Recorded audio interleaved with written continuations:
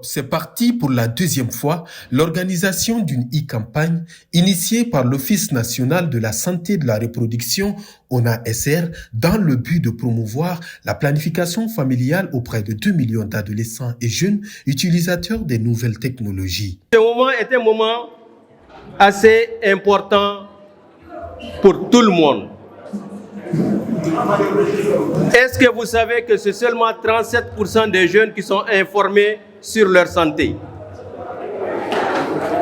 Sur les 37%, il n'y a que 17% qui se retrouvent dans les centres de santé. Est-ce que vous connaissez le nombre de jeunes filles qui meurent par an à cause des grossesses non désirées?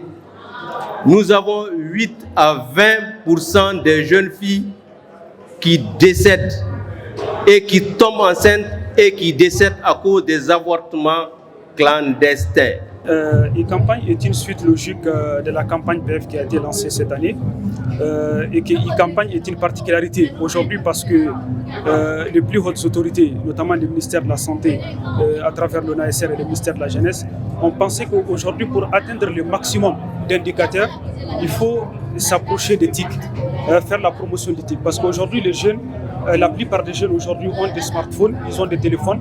Aujourd'hui, pour atteindre le maximum, il faut peut-être mener la campagne digitale aux côtés de l'autre campagne habituellement menée. Nous avons le minimum de 12 femmes enceintes qui meurent. Sur les 12 femmes enceintes qui meurent, 70% se trouvent être des jeunes. Donc, chers camarades jeunes, cette campagne que nous allons lancer ce matin, c'est une campagne à votre endroit. Durant un mois de campagne digitale, la mobilisation des jeunes se fera à travers les réseaux sociaux, notamment Facebook, WhatsApp et Twitter.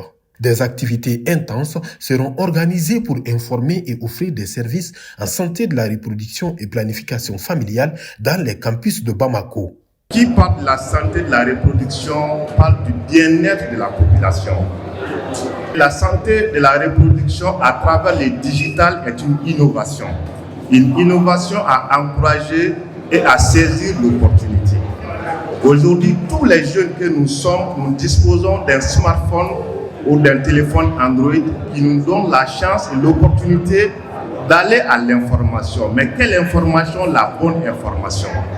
Et si vous avez l'occasion aujourd'hui d'aller à l'information par rapport à la santé de la reproduction, par rapport à votre droit sur la sexualité et la reproduction, je pense que c'est une opportunité que nous devons saisir. Nous, les jeunes, nous devons saisir. Et c'est pour permettre aux jeunes d'avoir le maximum d'informations pour aller vers les services conviviaux en matière de santé de la reproduction. Nous avons choisi cette deuxième phase, cette période précise, parce que c'est une période de fête des jeunes. Comme c'est une période de fête des jeunes, c'est une période de mouvement des jeunes. Donc c'est une période aussi de risque énorme pour les jeunes, cette période-là.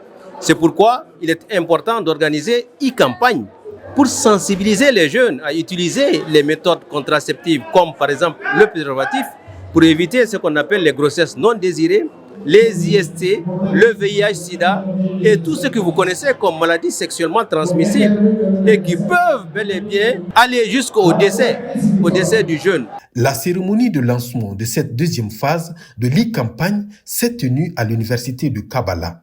Protégez-vous en utilisant par exemple les préservatifs. Protégez-vous en vous informant sur les maladies sexuellement transmissibles.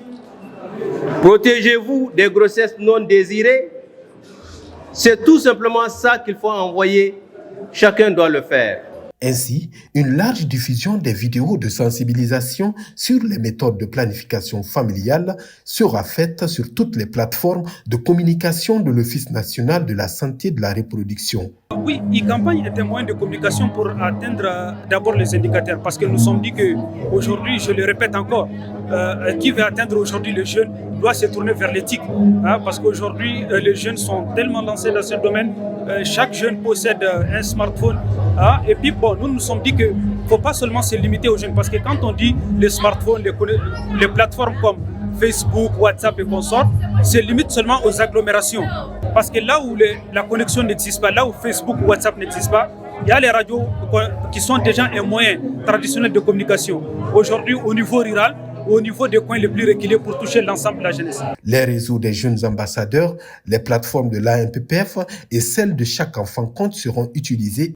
À cela s'ajoute une forte mobilisation de certaines radios pour la sensibilisation sur les questions liées à la santé de la reproduction et planification familiale.